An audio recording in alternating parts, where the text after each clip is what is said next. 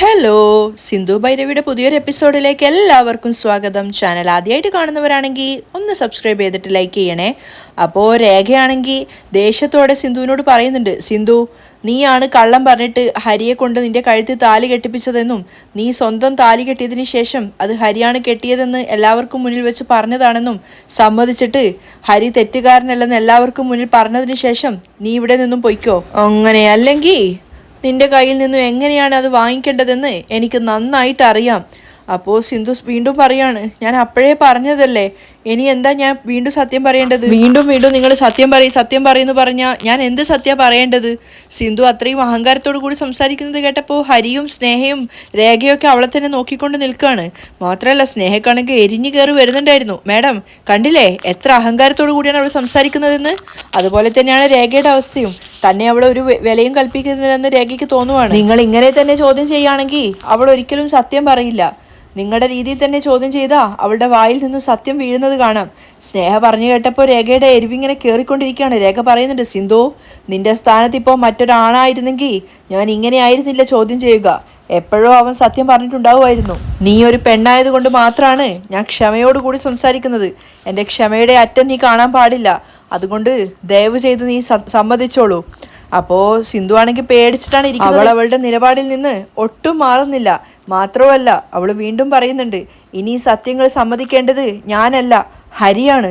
അത് കേട്ടപ്പോൾ ഹരി തന്നെ ഞെട്ടിപ്പോവാണ്. എത്ര നന്നായിട്ടാണ് സിന്ധു തന്നെ അവിടെയും ബലിയാടാക്കുന്നത് എന്ന് കരുതിയിട്ട്. ഹരിയാണ് എൻ്റെ കഴുത്തിൽ താലി കെട്ടിയത്, ഇനി സമ്മതിക്കേണ്ടത്. അവിടെ കൂടി നിന്നവരൊക്കെ ആകെ ഞെട്ടിപ്പോവാണ്. എത്രയൊക്കെ ചോദിച്ചിട്ടും സിന്ധു വീണ്ടും വീണ്ടും അതിൽ തന്നെ നിൽക്കുകയാണ്. മാത്രമല്ല ഹരിക്ക് സങ്കടവും ദേഷ്യവും വരുന്നുണ്ടായിരുന്നു. അവൻ പറയാണ്, സിന്ധു ഇങ്ങനെ വീണ്ടും വീണ്ടും കള്ളം പറയുന്നതിനെ കൂടെ നീ എന്താണ് നേടാൻ വേണ്ടി പോകുന്നത്? ഇങ്ങനെയൊക്കെ ചെയ്തു എന്ന് കരുതി എൻ്റെ കൂടെ സന്തോഷത്തോടെ ജീവിക്കാന്നാണോ നീ കരുതിയത്? കല്യാണം കഴിഞ്ഞ അന്ന് മുതൽ ഏതെങ്കിലും ഒരു ദിവസം ആ വീട്ടിൽ നീ സന്തോഷത്തോടെ കഴിഞ്ഞിട്ടുണ്ടോ? അത് കേട്ടപ്പോൾ ഹരിയെ തന്നെ നോക്കിക്കൊണ്ട് നിൽക്കുകയാണ് സിന്ധു. ഇല്ല, ഓർമ്മ പോലും കാണില്ല. നീ കരുതുന്നത് പോലെ കല്യാണം എന്ന് പറഞ്ഞാ അത് ശരീരം തമ്മിലുള്ളതല്ല സിന്ധു, അത് മനസ്സുകൾ തമ്മിലുള്ളതാണ്. ഹരി പറയുന്നതൊക്കെ കേട്ട് തല താഴ്ത്തിയിരിക്കുകയാണ് സിന്ധു. അവിടെ കൂടി നിന്നവർക്കൊക്കെ അവൻ്റെ വികാരം മനസ്സിലാവുന്നുണ്ടായിരുന്നു. ദയവ് ചെയ്ത് ഞാൻ പറയുന്ന ഒന്ന് മനസ്സിലാക്ക് സിന്ധു, എന്നെ ഒന്ന് നീ മനസ്സിലാക്ക്. എനിക്ക് നിന്റെ ഒപ്പം ജീവിക്കാൻ സാധിക്കില്ല. ഹരി വീണ്ടും താണ് പറയാണ്. അത് കേട്ടപ്പോൾ സിന്ധു വല്ലാത്ത വിഷമത്തോടു കൂടി ഹരിയെ നോക്കുന്നുണ്ടെങ്കിലും അവൾ ഒന്നും സമ്മതിക്കാൻ തയ്യാറല്ലാത്ത മനോഭാവത്തിൽ തന്നെയാണ് ഇരിക്കുന്നത്. അപ്പോൾ ഹരി വീണ്ടും പറയുന്നുണ്ട്, നീ സത്യം ഒന്ന് സമ്മതിക്ക്, ഞാൻ സ്നേഹ കൊടുത്ത കേസ് പിൻവലിക്കാൻ പറയാം. ഹരി അങ്ങനെ കെഞ്ചിക്കാണ് പറഞ്ഞതിന് ശേഷം രേഖ ചോദിക്കുന്നുണ്ട്, എന്താ നീ സത്യങ്ങൾ സമ്മതിക്കാൻ തയ്യാറാണോ? പക്ഷേ അപ്പോഴും കരഞ്ഞുകൊണ്ട് സിന്ധു പറയാണ്, ഞാൻ ഇതുവരെ പറഞ്ഞത് മുഴുവൻ സത്യമാണ്. പക്ഷെ അവളോട് എത്ര സംസാരിച്ചിട്ടും കാര്യമില്ലെന്ന് അപ്പം അവിടെ കൂടിയവർക്കൊക്കെ മനസ്സിലായി. സ്നേഹയും ഹരിയുമാണ് കള്ളം പറയുന്നത്. അത് കേട്ടിട്ട് ഹരിക്കും സ്നേഹയ്ക്കും ദേഷ്യം വരുവാണ്. അപ്പോൾ ദേഷ്യത്തോടെ രേഖ പറയുന്നുണ്ട്, ഏയ് കരുണാകരൻ ക്യാമറ ഓഫ് ചെയ്. എന്നിട്ട് അയാൾ ക്യാമറ ഓഫ് ചെയ്യാണ്. അപ്പോൾ ദേഷ്യത്തോടെ ചാടി എഴുന്നേക്കുന്നുണ്ട് രേഖ. അതിനൊപ്പം തന്നെ സിന്ധു എഴുന്നേക്കുകയാണ്. സിന്ധു ഇങ്ങനെ ഭയന്ന് വിറച്ച് നിൽക്കുകയാണ്. ആ സമയത്ത് രേഖ അവളുടെ വാച്ച് ഊരിക്കൊണ്ട് പറയുന്നുണ്ട്, അപ്പോൾ ഹരി പറഞ്ഞത് കള്ളാണ് അല്ലേ? പിന്നെ ക്ഷേത്രത്തിലെ ഗുരുക്കൾ പറഞ്ഞതും കള്ളം അല്ലേ? ക്ഷേത്രത്തിനകത്ത് കടവെച്ചവർ പറഞ്ഞതും കള്ളം അല്ലേ? നീ പറഞ്ഞത് മാത്രമാണ് സത്യം അല്ലേ? രേഖ പരിഹാസത്തോട് ചോദിക്കുന്ന സമയത്ത് അത് അറിഞ്ഞുകൊണ്ട് തന്നെ സിന്ധു പറയുന്നുണ്ട്, ആ അതെ, താൻ കള്ളമാണ് പറയുന്നതെന്ന് ഉറച്ച ബോധ്യം ഉണ്ടായിട്ടും സിന്ധു തന്റെ നിലപാടിൽ തന്നെ നിൽക്കുവാണ്. പക്ഷെ അവൾ തലതാഴ്ത്തിക്കൊണ്ടാണ് സംസാരിക്കുന്നുണ്ടായിരുന്നത്. രേഖയുടെ എല്ലാ ക്ഷമയും നശിച്ചിട്ടുണ്ടായിരുന്നു. കൈ വീശി സിന്ധുവിന്റെ ചെകിട്ടത്ത് നോക്കി ഒന്ന് പൊട്ടിച്ചു കൊടുക്കുകയാണ്. അടിയുടെ വേഗതയിലും ഒരു പോലീസുകാരിയുടെ കൈത്തഴക്കത്തും കൊണ്ട് സിന്ധു ആ അടി കൊണ്ടപ്പോൾ തന്നെ അവിടെ നിലത്തേക്ക് വീണു പോവാണ്. ഹരിയാണെങ്കിൽ അതൊട്ടും പ്രതീക്ഷിച്ചിട്ടില്ല. സിന്ധുവിനോട് അത്രയേറെ വെറുപ്പുണ്ടായിരുന്നെങ്കിലും അവളെ അടിച്ച് അവൾ താഴെ വീണത് കണ്ടപ്പോൾ ഹരി ശരിക്കും പേടിച്ചു പോയിട്ടുണ്ടായിരുന്നു. സിന്ധു ശരിക്കും തരിച്ചിരിക്കുകയാണ്. അവള് അടി കൊണ്ട കവിളിൽ കൈവച്ചിട്ടാണ് അവിടെ ഇരിക്കുന്നത്. അത് കണ്ടപ്പോൾ സ്നേഹയ്ക്ക് വല്ലാത്ത സന്തോഷം തോന്നുന്നുണ്ട്, അവളുടെ ഡാഡിക്കും. അപ്പോൾ കരുണാകരനോട് വീണ്ടും പോയിട്ട് വടിയെടുത്തോണ്ട് വരാൻ, അതായത് ലാത്തി എടുത്തോണ്ട് വരാനാണ് രേഖ പറയുന്നത്. ആ സമയത്ത് നിലത്തിരുന്ന് വെങ്ങിപ്പൊട്ടുന്ന സിന്ധുവിനോട് പറയുന്നുണ്ട്, ക്ഷേത്രത്തില് CCTV ഇല്ലെന്ന് അറിഞ്ഞിട്ട് പറഞ്ഞ കള്ളം തന്നെ വീണ്ടും വീണ്ടും പറഞ്ഞു കഴിഞ്ഞാൽ അത് ഞാൻ സത്യമാണെന്ന് വിശ്വസിക്കുന്നതാണോ നീ കരുതിയത്? അയാൾ വടി കൊണ്ട് വന്നതിന് ശേഷം രേഖ നന്നായിട്ട് സിന്ധുവിനെ അടിക്കുകയാണ്. അടിയുടെ വേദനയിൽ സിന്ധു പൊളയുന്നുണ്ടായിരുന്നു. അവിടെ നിലത്തിരുന്നിട്ട് അവളെ ചവിട്ടിക്കൂട്ടുന്ന രീതിയിലാണ് അടിക്കുന്നത്. തൻ്റെ കൺമുന്നിൽ വെച്ചിട്ട് സിന്ധുവിനെ അടിക്കുന്നത് കണ്ടപ്പോൾ ഹരിക്കത് താങ്ങാനാവുന്നുണ്ടായിരുന്നില്ല. അവൻ വേഗം തിരിഞ്ഞു നിൽക്കുകയാണ്. ഓരോ അടിയിലും സിന്ധു വേദന കൊണ്ട് പൊളയുന്നത് അവൻ അറിയുന്നുണ്ടായിരുന്നു. അതുമാത്രമല്ല, രേഖ പറയുന്നുണ്ട്, എൻ്റെ കയ്യിൽ നിന്നും അടികൊണ്ട് ചാവണ്ടെങ്കിൽ മര്യാദയ്ക്ക് സത്യം സമ്മതിച്ചോ. ഹരിക്ക് അത് കാണാനുള്ള ത്രാണി ഉണ്ടായിരുന്നില്ല. എന്നാൽ സ്നേഹയും അവളുടെ ഡാഡിയും അത് കണ്ടു നിന്ന് ആസ്വദിക്കായിരുന്നു. ഓരോ അടിയിലും സിന്ധു വേദന കൊണ്ട് പൊളയുന്നുണ്ടായിരുന്നു. പറ പറ സത്യം പറ എന്നും പറഞ്ഞിട്ടാണ് രേഖ അടിക്കുന്നത്.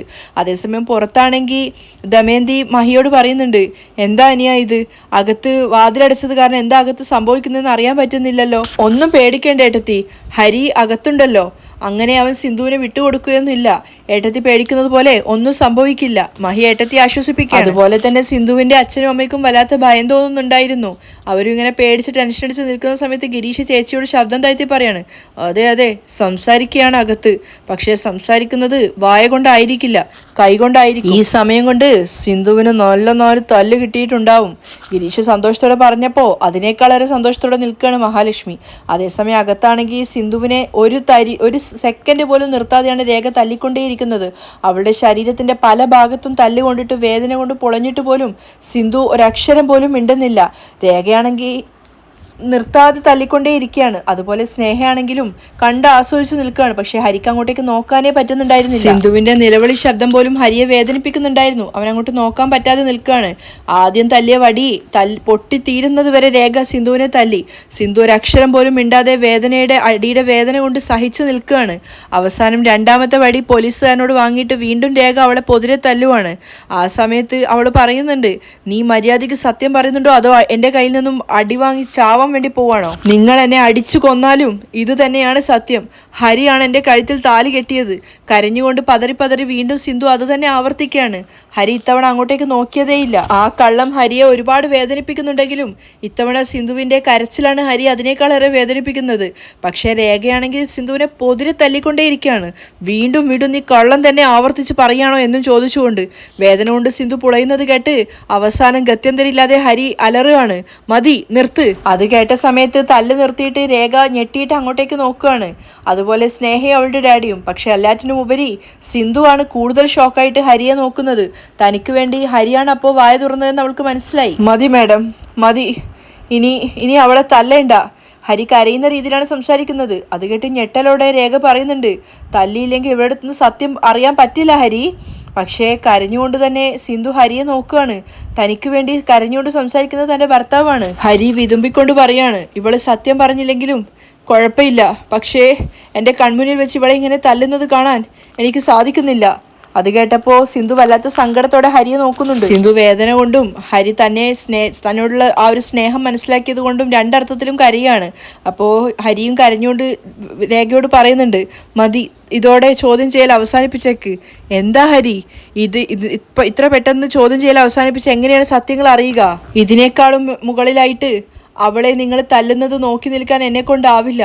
നിങ്ങൾക്കൊക്കെ അവൾ വെറും ഒരു കുറ്റവാളി മാത്രമാണ്. പക്ഷേ അവൾ എനിക്കെൻ്റെ ഫ്രണ്ടാണ്. ഹരി പറയുന്നത് കേട്ടിട്ട് സിന്ധു വല്ലാത്തൊരു സ്നേഹത്തോടു കൂടിയാണ് അവനെ നോക്കുന്നത്, കരുണയോടെയും സഹതാപത്തോടെയും ഒക്കെ. കാരണം തന്നെ ഇത്രയെങ്കിലും ഡോക്ടർ മനസ്സിലാക്കിയല്ലോ എന്നൊരു സന്തോഷം അവളിലുണ്ടായിരുന്നു. 25 വർഷമായിട്ട് അവൾ എനിക്ക് ഒരുപാട് നല്ല കാര്യങ്ങൾ ചെയ്തിട്ടുണ്ട്. എനിക്ക് അവളെപ്പോലെ മനസ്സാക്ഷിയെ കൊന്നിട്ട് നിൽക്കാനാവില്ല. അവൾ എന്നോട് ചെയ്തത് ഈ ലോകത്ത് ആരും ആരോടും ചെയ്യാൻ പാടില്ലാത്ത അത്രയും വലിയ തെറ്റാണ്. അതിനുള്ള ശിക്ഷ അവളുടെ മനസാക്ഷി തന്നെ അവൾക്ക് കൊടുക്കട്ടെ. അത് കേട്ടപ്പോൾ സിന്ധു പൊട്ടി കരയാണ്. പക്ഷെ എന്നിട്ടും അവൾ സത്യങ്ങളൊന്നും തുറന്നു പറയുന്നില്ല.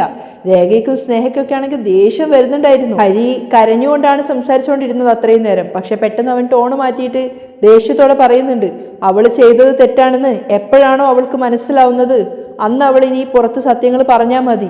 അതുവരെ അവൾ ഇങ്ങനെ തന്നെ ജീവിക്കട്ടെ. അത് കേട്ട സമയത്ത് സ്നേഹയ്ക്ക് ആകെ ഷോക്കാവുകയാണ്.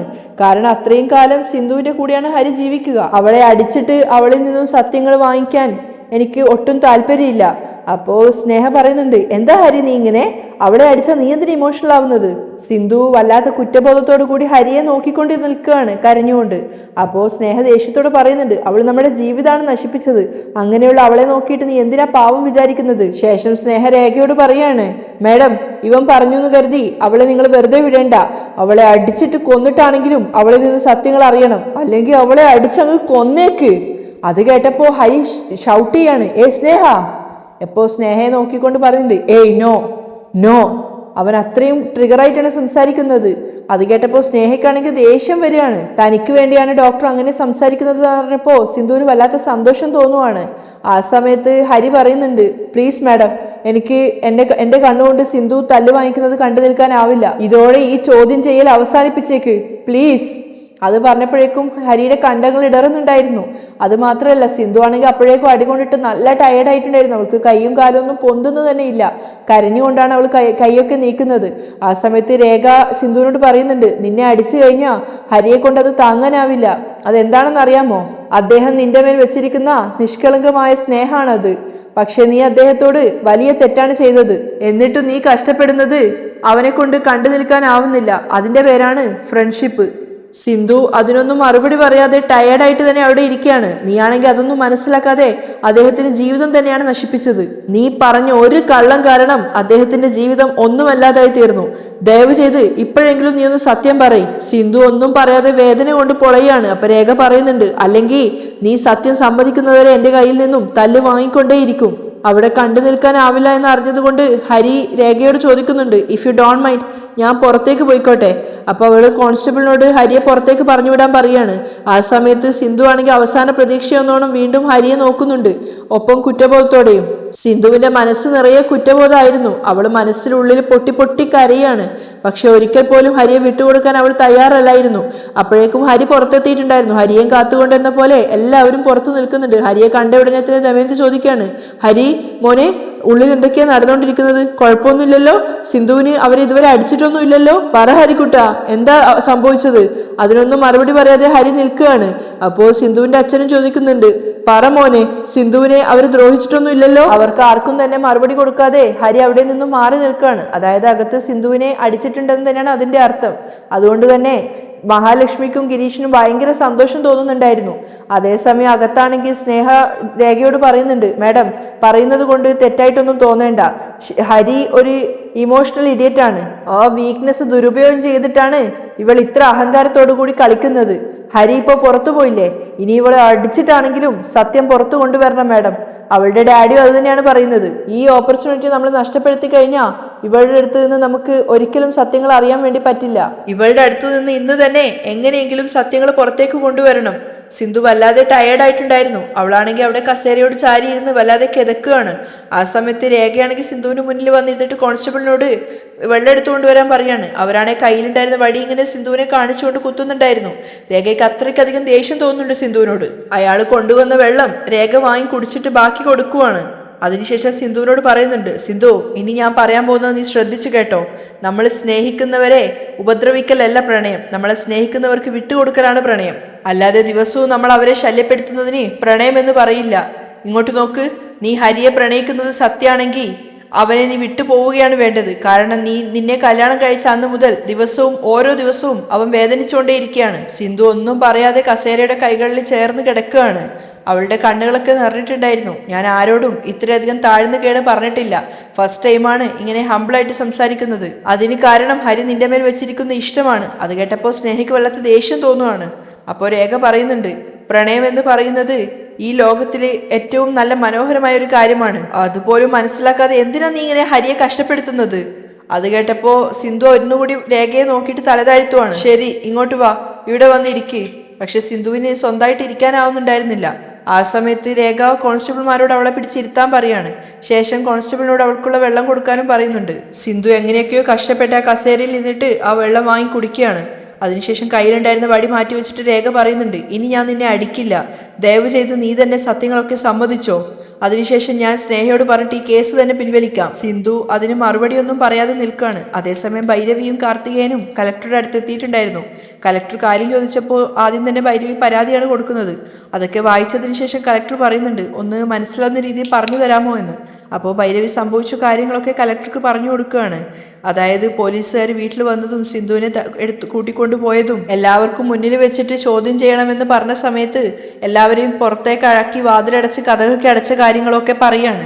സ്നേഹയാണ് സിന്ധുവിനെതിരെ പരാതി കൊടുത്തിരിക്കുന്നതെന്നും പറയുന്നുണ്ട്. അതൊക്കെ കേട്ടതിന് ശേഷം കളക്ടർ ചോദിക്കുന്നുണ്ട്, ഹരി ഇപ്പൊ എവിടെയുള്ളത്? ഹരിയും അദ്ദേഹത്തിന്റെ ക്ലോസ് ഫ്രണ്ട് ആയിട്ടുള്ള സ്നേഹയും ചേർന്നിട്ടാണ് എൻ്റെ ചേച്ചിക്കെതിരെ ഇങ്ങനെയൊക്കെ ചെയ്യുന്നത്, ഭൈരവി പറയാണ്. അപ്പോ കലക്ടർ പറയുന്നുണ്ട്, ഹരി അങ്ങനെയുള്ള ഒരാളല്ലല്ലോ. അതിന് ഭൈരവി മറുപടി ഒന്നും പറയുന്നില്ല. ഇപ്പോ സിന്ധു ഡിവൈഎസ്പിയുടെ കസ്റ്റഡിയിലാണ് ഉള്ളത്. ആ അതെ മാഡം, സിന്ധുവിനെ അവരവരുടെ റൂമിൽ, ഇൻവെസ്റ്റിഗേഷൻ റൂമിൽ കൂട്ടിക്കൊണ്ട് പോയിട്ട് ചോദ്യം ചെയ്തുകൊണ്ടിരിക്കുകയാണ്. ഭൈരവിക്ക് വല്ലാത്തൊരു ആശങ്കയുണ്ടായിരുന്നു. അപ്പോൾ കലക്ടർ ആണെങ്കിൽ തന്റെ കീഴുദ്യോഗസ്ഥനോട് പറയുന്നുണ്ട്, എത്രയും പെട്ടെന്ന് ഡിവൈഎസ്പിയുടെ ഓഫീസിലേക്ക് പോകണം, അതിനുള്ള അറേഞ്ച്മെന്റ് ചെയ്യാൻ വേണ്ടിയിട്ട്. നിങ്ങൾ ഒന്നുകൊണ്ടും ഭയപ്പെടേണ്ട ഭൈരവി, ഞാൻ അവിടെ വന്നിട്ട് കാര്യം എന്താണെന്ന് അന്വേഷിക്കാം.